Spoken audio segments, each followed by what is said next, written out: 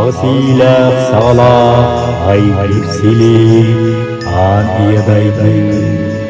Andan tümlü satılan kelbit gemiger otu butılık ıtta ıtıllan Cükegin otunan sırdatınan har burgalıktanan aksınyı ıyartanan serir Allah'ın itti ardından ayanlatan siksiyel kötüden daydaran kiyen kelle ömrü moros oğun.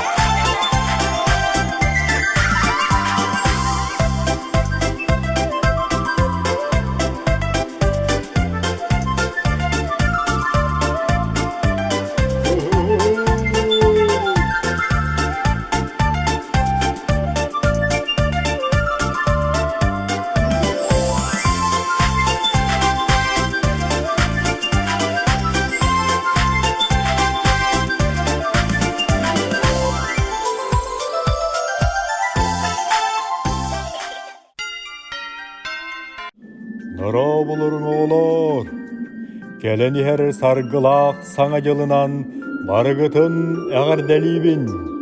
Sana yılbıt cugahabıt beliyetin gök karıyanı umatarı, ıyılgısıl ütü tümüktäh ahın iheritten olus sürdäğin üyerebin. Ona nehiyaka bağarabın gikti interihine yoloktonun. Bısıl ehiyaka jolu sargını ere kaldın. Yürüyünü kötüyünü ere denettin. Geleni her sana cılınan, eğer delibit, sana cıllağı karıyabıdın, sana sılı ıngıran gülümne de sandarıdığın. Recep gök karıyabıd voda gülümlü sandarda, geleni her sana cılınan. Onon kehibin sana yıl boğlar tüyünüger tüŋetiyem.